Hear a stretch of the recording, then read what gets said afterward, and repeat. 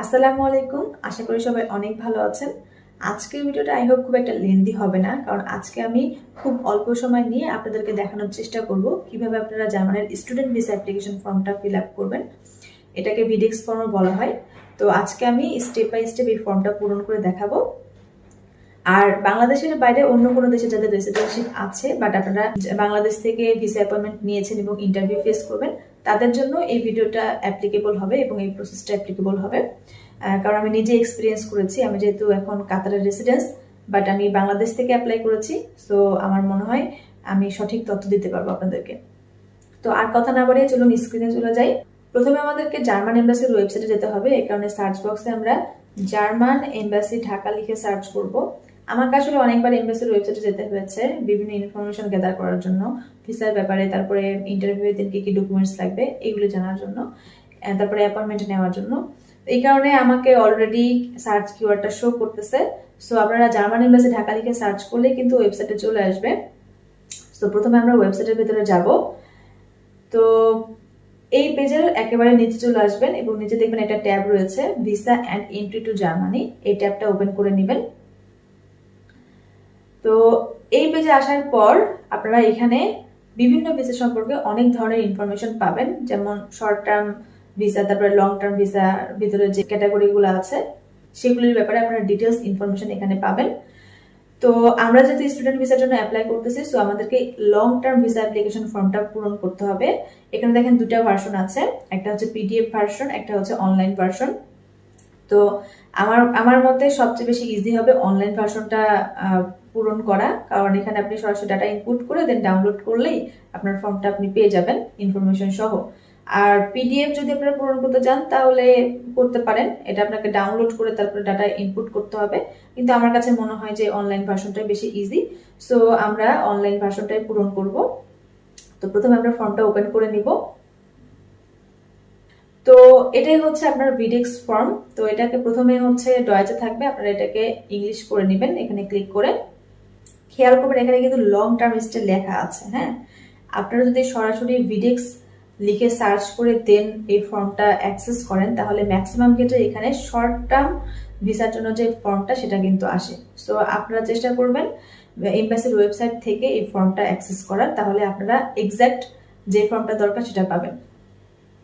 Anyways, প্রথমে আমাদেরকে দেখেন পার্সোনাল ডিটেলস ইনপুট করতে হবে। তার আগে আমি আপনাদেরকে বলে নেই, আপনারা সবসময় মাথায় রাখবেন এখানে আপনার পাসপোর্টে যে ইনফরমেশনগুলো আছে সেই ইনফরমেশনগুলো সঠিকভাবে এখানে কিন্তু ইনপুট করবেন।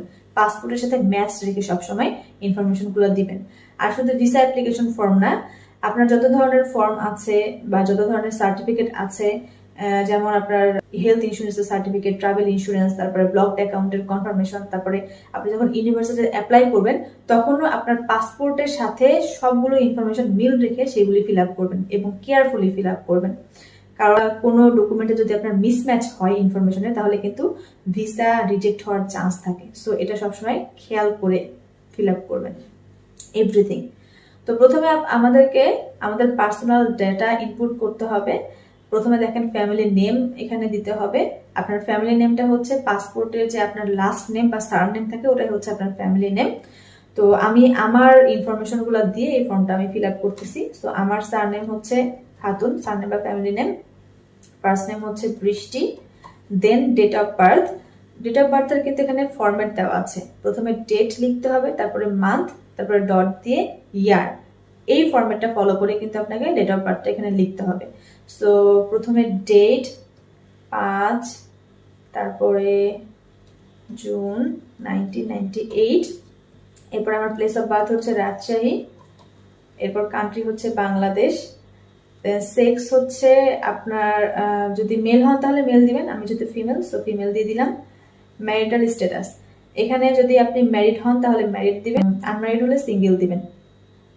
আর যদি আপনি সিঙ্গেল হন সেক্ষেত্রে আপনার শুধু প্যারেন্টসের ডিটেলস এখানে ইনপুট করতে হবে। বাট যদি ম্যারিড হয়ে থাকেন সেক্ষেত্রে আপনার স্পাউসের ডিটেলসও কিন্তু এখানে দিতে হবে।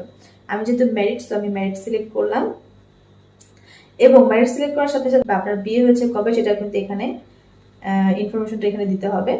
সো এখানে আপনার বিয়ের তারিখটা দিয়ে দিবেন। এরপরে কারেন্ট ন্যাশনালিটি হচ্ছে বাংলাদেশ। আর যদি আপনার কোনো ন্যাশনালিটি থাকে বাংলাদেশের বাইরে তাহলে সেটা এখানে দিতে পারেন। তারপরে হচ্ছে do you have children, no, আমার যদি বাচ্চা কাচ্চা নাই সো আমি এখানে কোনো চেক মার্ক দিব না। আর যদি আপনার বাচ্চা কাচ্চা থাকে তাহলে এখানে ইয়েস সিলেক্ট করবেন এবং তাদের ডিটেলস এখানে ইনপুট করে দিবেন। এরপরে আপনার স্পাউসের ডিটেলস, সো আমি আমার স্পাউসের ডিটেলস এখানে দিয়ে দিচ্ছি। আপনাদের ভাইয়ার ফ্যামিলি নেম হচ্ছে আহমেদ, তারপরে ফার্স্ট নেম হচ্ছে Shakil, date of birth 5/9/1988, place of birth হচ্ছে তার পাবনা, কান্ট্রি হলো বাংলাদেশ, এরপর ন্যাশনালিটিও বাংলাদেশ, আর ও এখন বর্তমানে কাতারের রেসিডেন্স, তো আমি এখানে কাতার দিয়ে দিব। তো এই ছিল আপনার হচ্ছে স্পাউসের ডিটেলস। এরপরে আপনার প্যারেন্টসের ডিটেলস এখানে ইনপুট করতে হবে। সো প্রথমে আপনার বাবার নাম। আর এখানে আরেকটা কথা বলে রাখি আপনাদেরকে, অনেকে আমাকে প্রশ্ন করেন যে আপু আমার বাবা মায়ের এনআইডি কার্ডের সাথে আমার পাসপোর্টে তারপরে সার্টিফিকেটের নামের মিল নাই বা কিছু মিসম্যাচ রয়েছে, সো এই ক্ষেত্রে করণীয় কি? তো এক্ষেত্রে প্রথমে আপনারা মনে রাখবেন আপনার বাবা মার কোনো কিছুই মানে এনআইডি কার্ড কোনো কিছুই আপনাকে শো করতে হবে না, কোথাও লাগবে না আপনার বাবা মার এনআইডি কার্ড। সো আপনার বাবা মার এনআইডি কার্ডে কি আছে এটা নিয়ে আপনাকে প্যারা নিতে হবে না। আপনি এনশোর করবেন আপনার পাসপোর্টের সাথে যাতে আপনার সব সার্টিফিকেটস এর ইনফরমেশন গুলা ম্যাচ থাকে, এটা আপনি এনশোর করবেন, ঠিক আছে?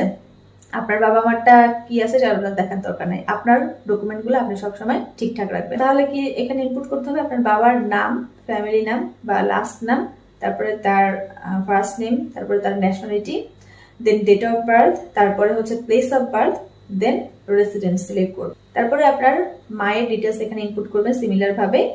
এর পরের সেকশনে হচ্ছে আপনার অকুপেশন। যদি আপনি কোথাও চাকরি করে থাকেন তাহলে আপনার অকুপেশনটা এখানে সিলেক্ট করবেন। আমি যেহেতু স্টুডেন্ট সো আমি স্টুডেন্ট সিলেক্ট করব, স্টুডেন্ট অর ট্রেনিং। আর যদি আপনি এমপ্লয়মেন্টের এখানে ইনফরমেশন দেন সেক্ষেত্রে আপনাকে কিন্তু অবশ্যই এমবাসিতে ওয়ার্ক সার্টিফিকেট এবং এনওসি সাপোর্টিং ডকুমেন্ট হিসেবে নিয়ে যেতে হবে, এটা মাথায় রাখবেন। তারপরে আসি হচ্ছে কন্ট্যাক্ট ডেটা। এখানে আপনার প্রেজেন্ট যে কন্ট্যাক্ট ডিটেলস সেটা এখানে ইনপুট করতে হবে। তো আমি যেহেতু বর্তমানে কাতারের রেসিডেন্স এবং কাতারে আছি সো আমি আমার কাতারের অ্যাড্রেসটা এখানে দিব। এখানে আপনারা কিন্তু ইনফরমেশন কারেক্ট ভাবে দিবেন এবং সবসময় সত্য যেটা সেটাই দেওয়ার চেষ্টা করবেন। কারণ আপনারা যদি ধরেন অন্য দেশে রেসিডেন্স হয়ে থাকেন কিন্তু আপনি বাংলাদেশে যদি কারেন্ট ডিটেলস দেন তাহলে কিন্তু এটা এমবাসি ধরে ফেলবে, কারণ আপনাকে পাসপোর্ট জমা দিতে হবে ইন্টারভিউ দেওয়ার সময়। পাসপোর্টে আপনার ট্রাভেল হিস্ট্রি থেকে শুরু করে কোনো ফলস ইনফরমেশন দিবেন না, সবসময় চেষ্টা করবেন সঠিক ইনফরমেশন দেওয়ার। তো এখানে আপনি যেখানে থাকেন এখন বর্তমানে সেখানকার আপনি স্ট্রিট অ্যাড্রেস দিবেন, তারপরে হাউস নাম্বার, দেন আপনি পোস্ট কোড, তারপরে সিটি, তারপরে আপনি কান্ট্রি দিবেন, এরপরে টেলিফোন নাম্বার দিবেন অ্যান্ড ইমেল। এরপরে দেখেন এখানে আপনি যদি অন্য দেশের রেসিডেন্স হয়ে থাকেন তাহলে এখানে চেক মার্ক দিবেন। যেহেতু আমি অন্য দেশের রেসিডেন্স যেমন কাতারের সো আমি এখানে চেক মার্ক দিলাম। এরপরে আপনার রেসিডেন্স পারমিটের যে টাইপটা সেটা এখানে ইনপুট করতে হবে। যেমন অনেকে আছে ফ্যামিলি ভিসায় থাকে অন্য দেশে, অনেকে আছে ওয়ার্ক ভিসায় থাকে, তো আপনি কোন ভিসায় আছে সেটা এখানে ইনপুট করবেন। যদি ফ্যামিলি হয়ে থাকেন তাহলে শুধু এখানে ফ্যামিলি লিখবেন, আর যদি ওয়ার্ক ভিসায় থেকে থাকেন তাহলে এখানে ওয়ার্ক লিখবেন। এরপরে আপনার আরপির যে নাম্বারটা সেটা এখানে দিয়ে দিবেন এবং আপনার আরপির ভ্যালিডিটি কত তারিখ পর্যন্ত সেটা এখানে ইনপুট করে দিবেন।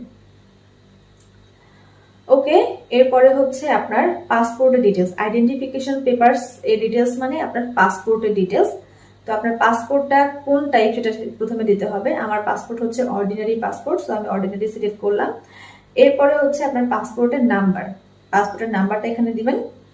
তারপর আপনার পাসপোর্ট কত তারিখে ইস্যু হয়েছে এটা কিন্তু পাসপোর্টে লেখা আছে, সেই অনুযায়ী এখানে ডেটটা দিয়ে দিবেন এবং আপনার পাসপোর্ট কতদিন পর্যন্ত ভ্যালিড সেটাও কিন্তু এখানে দিতে হবে। এগুলি পাসপোর্টে লেখা আছে, ভালো করে খেয়াল করবেন।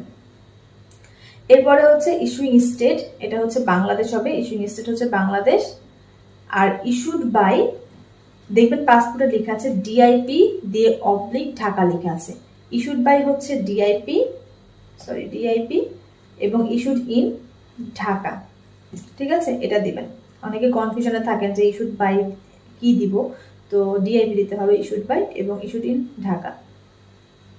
এরপরে হচ্ছে আপনার ট্রাভেল ডেটা, আপনি কেন জার্মানিতে যাচ্ছেন, উদ্দেশ্যটা কি সেটা এখানে সিলেক্ট করবেন। Purpose of stay in the federal Republic of Germany, এটা হবে হলো স্টাডি, আমার ক্ষেত্রে স্টাডি। যদি আপনি চাকরির জন্য যান তাহলে আপনি এখানে এমপ্লয়মেন্ট সিলেক্ট করবেন, আমি হচ্ছে স্টাডি সিলেক্ট করলাম।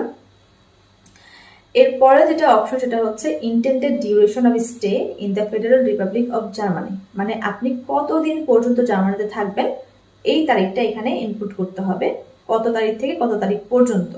তো এখানে অনেকে কনফিউশনে থাকেন যে এখানে কি আমি এক্সাক্ট ডেটটা দিতে হবে কিনা। তো আসলে বর্তমানে আমাদের বাংলাদেশের ভিসা প্রসেসিং এর যে সিচুয়েশন, এতে আমার মনে হয় কেউই জানে না যে তাদের এক্সাক্ট ডেটটা কবে। সো এখানে কিন্তু বলে দিছে যে আপনারা ইন্টেন্ডেড ডিউরেশন এখানে দিবেন। ইন্টেন্ডেড মানে হচ্ছে আনুমানিক, সো আনুমানিক একটা ডেট দিবেন। যারা মাস্টার্সের জন্য অ্যাপ্লাই করতেছেন তারা 2 বছর হিসাব করে দিবেন, যারা ব্যাচেলরের জন্য অ্যাপ্লাই করবেন তারা 4 বছর হিসাব করে দিবেন।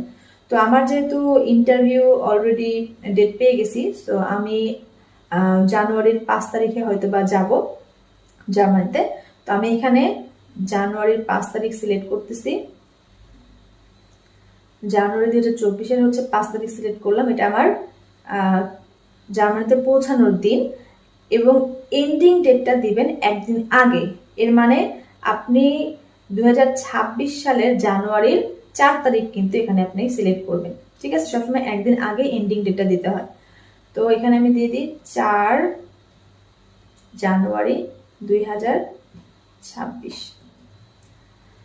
এরপরে যে অপশনটা আছে সেটা হচ্ছে I intend to stay for no longer than 12 months in the federal territory. আসলে এখানে বলতেছে যে আপনি কি 12 মাসের কম থাকবেন, না আমরা কিন্তু 12 মাসের বেশি থাকবো, তো এখানে আমাদের চেক মার্ক দিতে হবে না। তারপর আসি হচ্ছে রেফারেন্স, এখানে আপনার ইউনিভার্সিটির ডিটেলস ইনপুট করতে হবে। আপনি যে ইউনিভার্সিটিতে পড়াশোনা করতেছেন সেই ইউনিভার্সিটির নাম, তারপরে সেখানকার সেই ইউনিভার্সিটি কোথায় অবস্থিত, অ্যাড্রেস, এগুলি এখানে ইনপুট করতে হবে।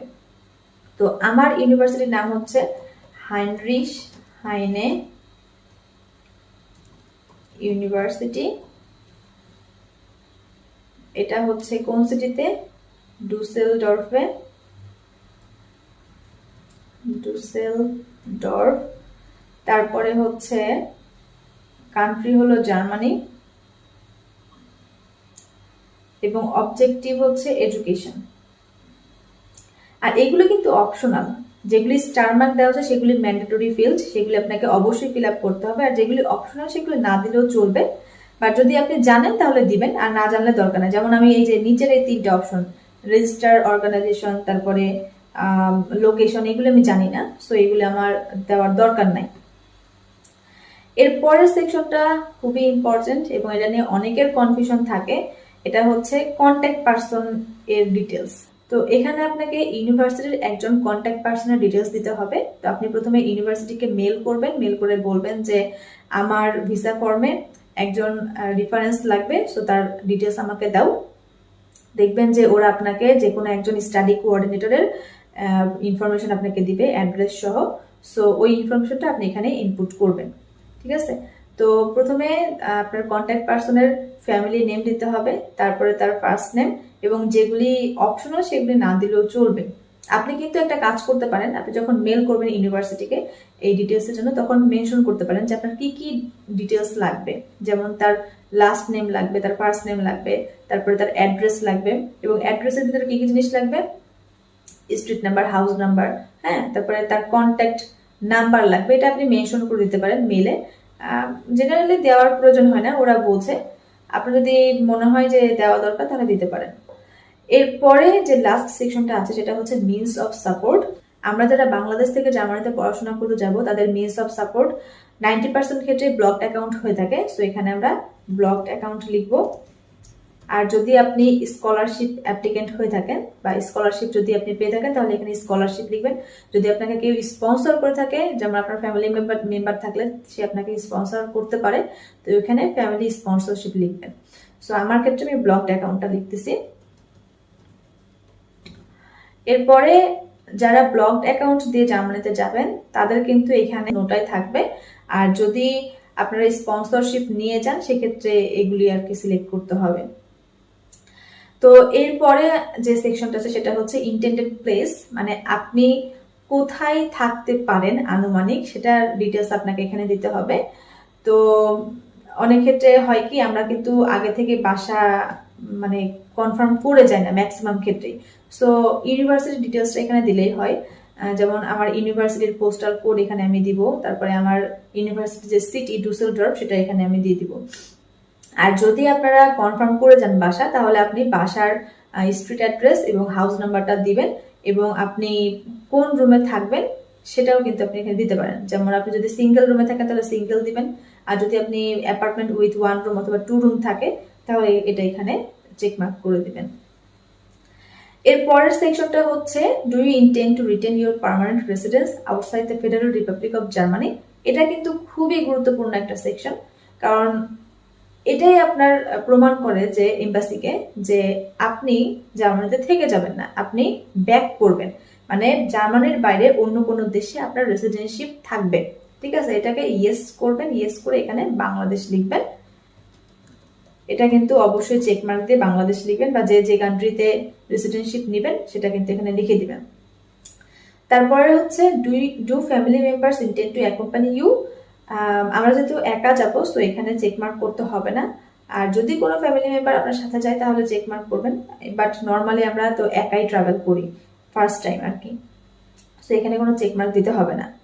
তারপরে হচ্ছে আপনার হেলথ ইন্স্যুরেন্স আছে কিনা লঙ্গার স্টের জন্য, তো এখানে ইয়েস চেকমার্ক করবেন। এরপরে হচ্ছে আপনি কি কখনো জার্মানিতে গেছেন এর আগে, যেহেতু যান নাই সো এখানে নো থাকবে, মানে এখানে কোনো চেকমার্ক করতে হবে না। আর যদি যে থাকেন তাহলে এখানে চেকমার্ক করে আপনারা সেই ডিটেলসগুলো এখানে ইনপুট করবেন। কি কি ডিটেলস দিতে হবে এখানে দেখে নেন, এই ডিটেলসগুলো আপনারা ইনপুট করে দিবেন যদি আপনি ট্রাভেল করে থাকেন এর আগে। ওকে, আমি চেকমার্কটা তুলে ফেললাম। তারপরে এগুলি ডিক্লারেশনে এই অপশনগুলোতে নোই থাকবে, আর যদি আপনি কখনো স্মল পক্স বা এগুলোতে আক্রান্ত হয়ে থাকেন তাহলে এটা ইয়েস দিবেন, আমি এগুলি নোই রাখবো। এখন লাস্টে এসে এটাকে এখানে দুইটা সেকশন আছে, একটা হচ্ছে সেভ অপশন আছে, একটা হলো কন্টিনিউ অপশন। আমি সবসময় সাজেস্ট করি আপনারা সেভ করে তারপরে কন্টিনিউ করবেন। আপনারা যদি সেভ করেন তাহলে এখানে একটা ডকুমেন্ট ডাউনলোড হয়ে যাবে, তো এই ডকুমেন্টে কিছু কোড থাকবে, এই কোডগুলা এই কোডই তো বলে তাই না, এনিওয়েজ তো এই ডকুমেন্টটা পরবর্তীতে যখন আপনি আপলোড করবেন তখন আপনি এই ডেটাগুলো পেয়ে যাবেন এবং এটাগুলো এডিট করতে পারবেন। বাট আপনি যদি সরাসরি কন্টিনিউ করেন তাহলে সরাসরি ডাউনলোড হয়ে যাবে এবং কোনো ইনফরমেশন সেভ থাকবে না।